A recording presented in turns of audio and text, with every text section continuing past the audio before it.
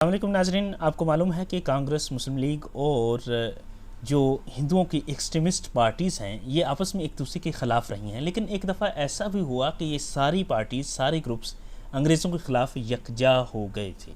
वो मौका था खिलाफत मूवमेंट का। खिलाफत मूवमेंट क्या थी? क्या इसका सिर्फ मुसलमानों से ही ताल्लुक़ था? क्यों ये फ़ेल हुई? और क्या ये वाकई फ़ेल हुई थी? अगर ये फ़ेल नहीं हुई तो ये अपने मकासद को अचीव क्यों नहीं कर पाई? अगर ये मकासद को अचीव नहीं कर पाई तो इसके मुसलमानों के ऊपर पॉजिटिव इम्पैक्ट्स कैसे हुए, ये सब कुछ हम आज की इस वीडियो के अंदर देखेंगे। सबसे पहले हम ये देखते हैं कि ये जो खिलाफत मूवमेंट स्टार्ट हुई थी ये क्यों हुई थी और ये उस टाइम पे मुसलमान और हिंदू इकट्ठे क्यों हो गए थे। आपको पता है कि 1914 के अंदर 1914 से वर्ल्ड वार वन स्टार्ट हो चुकी थी। इस वर्ल्ड वार वन में जो ओटोमन अम्पायर थी वो यूके के ख़िलाफ़ थी, ब्रिटेन के ख़िलाफ़ थी। ये आपस में एक दूसरे के मद्दे मुकाबल थे। लेकिन ये हुआ कि 1919 तक ये पता चलने लगा कि ब्रिटेन जीत रहे हैं और ओटोमन अम्पायर वाले जो ग्रुप हैं वो हार रहे हैं और ब्रिटेन ओटोमन अम्पायर को कोलैप्स करने जा रहा था अलॉन्ग विद हिज अलाइज। तो ओटोमन अम्पायर को कोलैप्स करने का मतलब ये था कि मुसलमानों का जो कैलिफ था, जो टर्की में बैठा करता था, उसको ख़त्म करना था। कैलिफत मुसलमानों की एक पहचान हुआ करती थी और मुसलमान इंडिया में हो या यूरोप में हो, अफ्रीका में हो, वो एक यूनिटी समझते थे ओटोमन अम्पायर की स्टेबिलिटी को। अब ओटोमन अम्पायर की प्रोटेक्शन के लिए मुसलमानों ने इंडिया के अंदर खिलाफत मूवमेंट स्टार्ट की। उसी टाइम पे टेरिटोरियल नेशनलिज्म के लिए इंडिया के लिए स्वराज की मूवमेंट चलाई जा रही थी, जिसके तहत ये करना था कि इंडिया के अंदर सेल्फ रूल को इंश्योर करवाया जाए। दूसरी साइड पे जो मुसलमान थे वो ओटोमन कैलिफत की डिफेंस के लिए इकट्ठे हो चुके थे। दोनों का मकसद सेम था, ब्रिटेन के ख़िलाफ़। तो इस हवाले से 1920 में इन्होंने नॉन कोऑपरेशन मूवमेंट स्टार्ट की और इस नॉन कोऑपरेशन मूवमेंट का मकसद ये था कि जब तक हिंदुस्तानियों के मतलबात नहीं माने जाते तो ये तब तक हिंदुस्तानी ब्रिटेन के साथ कोऑपरेट नहीं करेंगे। उस टाइम पे ये था कि एक तो ब्रिटेन रूल का आपको पता है कि ये एक ऑटोक्रेटिक कंट्रोल था और इसमें आस्ता आस्ता डेमोक्रेटिक कंसेशंस दी जा रही थी।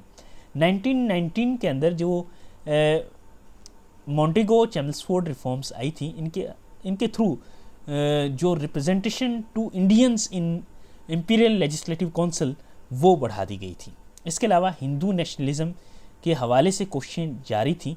ये एलीट जो क्लास थी हिंदूइज़्म की, उन्होंने ये स्टार्ट की थी और कांग्रेस इसमें साथ साथ थी। कांग्रेस के अलावा दूसरे जो अहम फिगर्स थे वो विजय तिलक इसमें शामिल थे और आर्या समाज के कुछ लोग शामिल थे जो हिंदू नेशनलिज्म के लिए कोशिश कर रहे थे। और इसके अलावा मुसलमान भी इंडिया के अंदर मौजूद थे और मुसलमान यहाँ पे एक तरह से माइनॉरिटी में मौजूद थे, लेकिन वो अपने असासी को बचाए हुए थे, अपनी मीरास को बचाए हुए थे और वो पूरी दुनिया के अंदर मौजूद मुसलमानों के हवाले से भी कॉन्शियस थे और वो चाहते थे कि इस्लामिक सॉलिडेरिटी पूरी दुनिया के अंदर बनी रहे और इस हवाले से वो ओटोमन अम्पायर की स्टेबिलिटी को सपोर्ट करते थे। मुसलमानों के मुताबिक जो ओटोमन अम्पायर है, जो कैलिफत है, ये दो तरह से ज़रूरी है। वो ये है कि इसका मकसद ये है कि ये दारुल इस्लाम, रियलम ऑफ पीस, उसकी फ़िज़िकल एबिलिटी को ये फ़िज़िकल एबिलिटी रखती है उसको डिफेंड करने की और उसको मेंटेन रखने की। और इसके अलावा ये कि ये मुसलमानों की डिवाइन ड्यूटी है कि वो शरिया को नाफिज करें। शरिया को नाफिज करने के लिए इसलिए ज़रूरी है कि वो जो पैगंबर हैं नबी अकरम सल्लल्लाहु अलैहि वसल्लम, उनके नायब हैं और उनकी तालीमात को उन्होंने अब फैलाना है और उनके लिए इस काम को करने के लिए एक यूनिटी होना ज़रूरी है, एक स्टेबल गवर्नमेंट होना ज़रूरी है जो उस टाइम पे ओटोमन अम्पायर की फॉर्म में मौजूद थी और इसलिए मुसलमानों के दिल इस ओटोमन अम्पायर के साथ जुड़े हुए थे और इसके लिए ये कोशिश कर रहे थे। ओटोमन अम्पायर से पहले जो इंडियन पॉलिटिकल फैक्शंस बने हुए थे उनका थोड़ा सा जायज़ा लेते हैं तो हमें समझ आएगी इसके बाद कि क्यों मुसलमान हिंदू और एक्सट्रीमिस्ट हिंदू आपस में इकट्ठे होकर इसके लिए तैयार हो गए थे। उधर एक कांग्रेस थी जो मॉडरेट्स को लेके चल रही थी। इसके अलावा कांग्रेस का दूसरा फैक्शन था जो एक्सट्रीमिस्ट्स को लेके चल रहा था, जिसको तिलक लीड करते थे और मॉडरेट कांग्रेस को गोखले लीड कर रहे थे। इसके अलावा न्यू मुस्लिम लीग थी जिसमें यंग लीडर्स अली ब्रदर्स और अब्दुल कलाम आज़ाद ETC शामिल थे। अच्छा जी, जो कांग्रेस है इसका प्राइमरी गोल था ग्रेजुअल कॉन्स्टिट्यूशनल रिफॉर्म, जबकि कांग्रेस एक्सट्रीमिस्ट का ये था कि वो चाहते थे कि इमीडिएटली स्वराज नाफज किया जाए, इंडिया से ब्रिटिश को निकाला जाए और सेल्फ रूल इनको दे दिया जाए। जबकि न्यू मुस्लिम लीग ये चाहते थे कि इस्लामिक सॉलिडेरिटी को इंश्योर कराया जाए और मुसलमानों के जो राइट्स हैं वो इनको दिए जाए। जो कांग्रेस के मॉडरेट्स हैं इनके ब्रिटिश के हवाले से ये था कि ये डेमोक्रेसी के ट्यूटर्स हैं, इनकी ओपिनियन ये थी।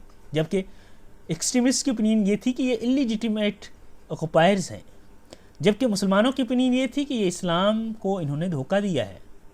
इसी तरह अगर हम अदर कम्युनिटी के हवाले से ओपिनियन देखें तो कांग्रेस की ओपिनियन ये थी कि ये सेकुलर यूनिटी चाहते थे और कांग्रेस जो एक्सट्रीमिस्ट वाले थे वो क्या चाहते थे, वो हिंदू कल्चर की डोमिनेंस चाहते थे।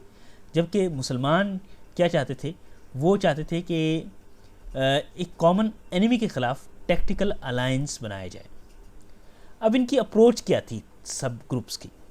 कांग्रेस जो मॉडरेट्स थी इसकी अप्रोच थी कॉन्स्टिट्यूशनल पेटिशन इंश्योर करवाना, जबकि एक्सट्रीमिस्ट का ये था कि वॉयलेशन क्रिएट करना, मैस एजिटेशन करना, चीज़ों का बाइकआउट करना, लड़ाई झगड़े करना ETC।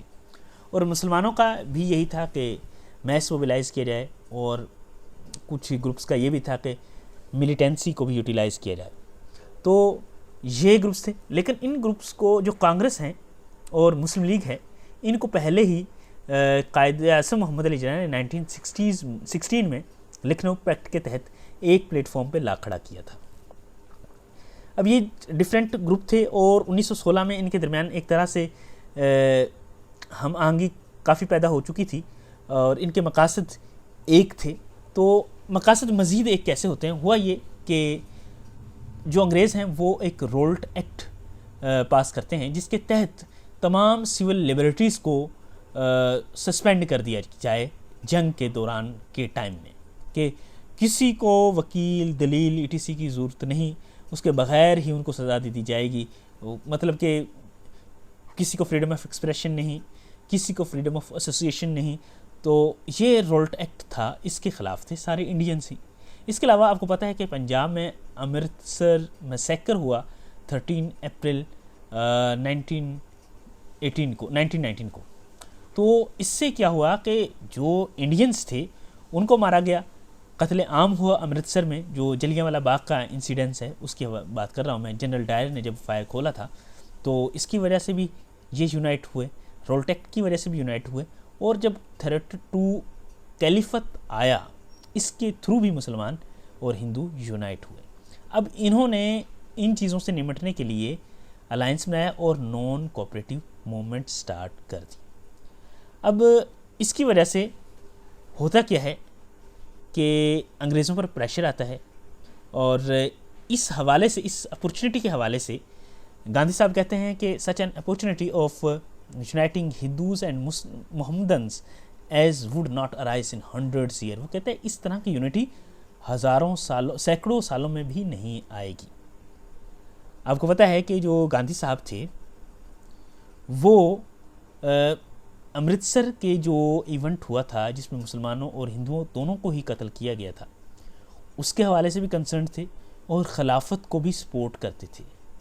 तो इस हवाले से गांधी इन दोनों को मतलब लीड कर रहे थे। स्पेशली खिलाफत मूवमेंट को उन्होंने लीड किया जब मुसलमानों के मोस्टली लीडर्स स्पेशली जो अली बरादरान हैं वो पकड़े गए थे। अब ये होता है, अब खिलाफत मूवमेंट को वो इसलिए सपोर्ट करते थे कि ये स्वराज के बहुत नज़दीक था और इसके तहत सेल्फ रूल को इंश्योर करवाया जा सकता है इंडिया के अंदर। अगर खिलाफत मूवमेंट के अलायंस को देखें तो हमें ये पता चलता है कि इसमें वेस्टर्नाइज मुस्लिम एलीट भी थे, जिनमें अली ब्रदरान्स, डॉक्टर अंसारी साहब वगैरह शामिल हैं, जिन्होंने पॉलिटिकली लोगों को ऑर्गेनाइज़ किया, जर्नलिज्म इनको के थ्रू इस एजेंडे को उभारा और मज़ीद एलीट क्लासेस के साथ इन्होंने नेगोशिएशंस की। इसके अलावा हिंदू कांग्रेस से भी लोग शामिल थे, जिनमें गांधी था, और इसके अलावा उलमात भी शामिल थे, जिनमें देवबंद, जो दारुल उलूम देवबंद है मेनली, वो था, जिनमें अब्दुल बारी साहब हैं, मोहम्मदुल हसन साहब हैं। इन्होंने फतवास दिए और ग्रास रूट लेवल पे लोगों को मोबिलाइज़ किया, लोगों को अनक्वेश्चनेबल रिलीजियस लेजिटिमेसी इन्होंने प्रोवाइड की। ठीक है, हिंदू कांग्रेस थी जो इसने भी मैस सपोर्ट प्रोवाइड किया, लॉजिस्टिकल मैस सपोर्ट प्रोवाइड किया, इंफ्रास्ट्रक्चर ऑर्गेनाइजेशन में इन्होंने अहम किरदार अदा किया और नेशनलिस्ट एजेंडा को ये पहले ही लेके चल रहे थे। इस तरह से ये तीनों ग्रुप स्पेशली जब इकट्ठे हुए तो ये जो खिलाफत मूवमेंट थी ये अच्छी खासी मजबूत हो गई। इस खिलाफत मूवमेंट के हवाले से ये कहा गया कि जो इंडिया, मुसलमानों के उलमा ने फतवा दिया कि जो इंडिया है वो दारुल हर्ब बन चुका है। दारुल हर्ब वो वाली जगह होती है जहाँ पे वार स्टार्ट हो जाए और मुसलमानों के जो लॉ हैं वहाँ पे प्रैक्टिस ना किए जा सकें, और मुसलमानों के लिए वो जगह सेफ़ नहीं है। हिंदुस्तान को दारुल हर्ब करार दे दिया गया और अफ़गानिस्तान उस टाइम पे दारुल इस्लाम था, रियलम ऑफ पीस उलमा के मुताबिक। तो ये कहा गया कि यहाँ से आप माइग्रेट करके अफ़गानिस्तान चले जाएं इंडिया को छोड़ के। तो जैसे ही इन्होंने अफ़गानिस्तान की तरफ रुख किया तो अफ़गानिस्तान के लोगों ने इनको यहाँ पे इंटर नहीं होने दिया, जिसकी वजह से न सिर्फ कॉन्फिडेंस शैटर हुआ बल्कि अच्छा खासा सोशो इकोनॉमिक झटका भी लगा। अच्छा जी, इसके हवाले से जो नॉन कॉपरेशन मूवमेंट स्टार्ट की गई थी, इसके हवाले से जो एक्शंस लिए गए, एक तो एक्शन मैंने बता दिया, दूसरा जो एक्शन था वो ये था कि ये कहा गया, स्पेशली गांधी ने कहा लोगों को कि तमाम ब्रिटिश टाइटल्स को सरेंडर कर दो, ऑनर्स को सरेंडर कर दो, ऑनररी पोस्ट जो आपके पास हैं उनको भी सरेंडर कर दो। इसके अलावा सिविल सर्विसेज से इस्तीफ़े दे दो, गवर्नमेंट एडमिनिस्ट्रेशन से इस्तीफ़े दे दो। इसके अलावा जो पुलिस एंड मिलिट्री के अंदर जो लोग सर्व कर रहे हैं उससे भी विथड्रॉ कर दो। जो टैक्स वगैरह पे कर रहे हैं स्टेट को, वो पे करने से भी रिफ्यूज़ कर दो। ये 3-4 स्टेप थे नॉन कॉपरेशन मूवमेंट के। अब इस नॉन कॉपरेशन मूवमेंट को लोगों ने क्रिटिसाइज़ भी किया, जिनमें कायदे मोहम्मद अली जना भी हैं, उन्होंने भी इसको क्रिटिसाइज़ किया कि ये बड़ा, उन्होंने कहा कि ये बड़ा अहमक किस्म का फ़ैसला है कि लोगों को, बच्चों को स्कूलों से छुट्टियां करवाई जा रही हैं, लोगों को उनका जो मुलाजमतें हैं वो छुड़वाई जा रही हैं। अच्छा जी, ये जो खिलाफत मूवमेंट है इसके फ़ायदे, इसका ये तो था कि अच्छा जी, जो ये खिलाफत मूवमेंट है इसमें ये तो था कि एक अलाइंस क्रिएट हो रहा है और मुसलमान और हिंदू स्टेज शेयर कर रहे हैं, एक इकट्ठे मिलके फंड रेजिंग कर रहे हैं और इस इशू को एड्रेस कर रहे हैं। मगर ये था कि इन दोनों की फ़िलासफ़ीज़ जो थी अंदर खाते वो बड़ी मुख्तलिफ थी।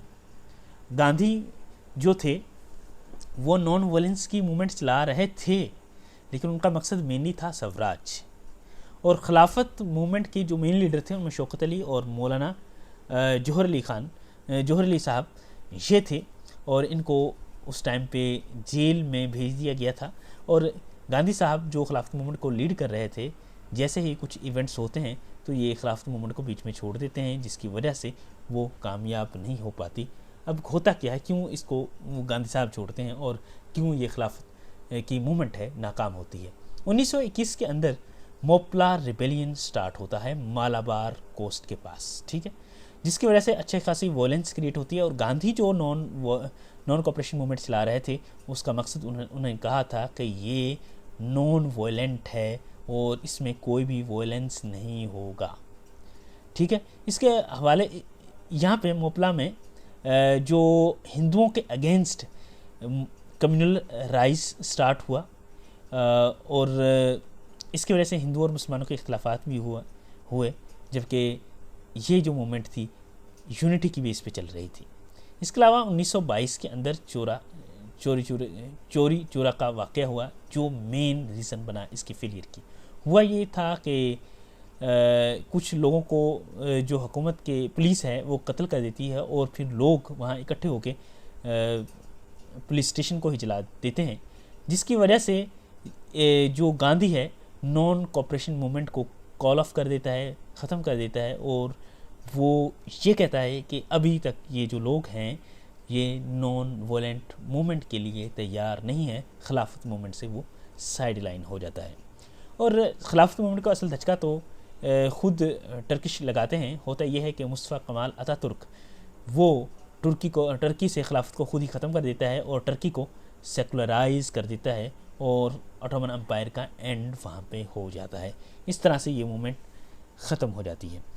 तो अब उस टाइम पे तो इस मूवमेंट का ये था कि ये फेल हो गई, इमीडिएटली फेल हो गई, क्योंकि ऑटोमन एम्पायर जिसके लिए ये चलाई गई थी वो डिसमेंबर हो गई, उसके टुकड़े हो गए। खिलाफत जिसको बचाने के लिए कोशिश की जा रही थी वो अबोलिश होगी। स्वराज को अचीव करने की कोशिश की जा रही थी, वो भी अचीव नहीं हो सका। लेकिन परमानेंटली इसने पॉलिटिक्स को इंडिया के अंदर ट्रांसफॉर्म किया। उसने ये इंश्योर करवाया कि जो इंडिया के अंदर पॉलिटिक्स है वो एलीट ओनली पॉलिटिक्स नहीं है, उसकी डेथ हो चुकी है। इसमें सारे लोगों को इसने इनरोल किया एक तरह से, और मैस मोबिलाइजेशन की इंडिया के अंदर बर्थ हुई। मैस मोबिलाइज मैंने कहा आपको, दारुल उलूम देवबंद ने भी ग्राउंड लेवल पे लोगों को मोबिलाइज़ किया, गांधी ने मोबिलाइज़ किया नॉन कॉपरेशन मूवमेंट की बेस पे। अच्छा जी, ये आज का हमारा खिलाफत मूवमेंट का टॉपिक था। यहाँ तक अगर आपका कोई क्वेश्चन है तो वो आप कमेंट सेक्शन में पूछ सकते हैं। मज़ीद ये कि अगर आपको ये वीडियो अच्छी लगी तो इसको लाइक करें, शेयर करें और चैनल को सब्सक्राइब करें। जज़ाकल्लाह।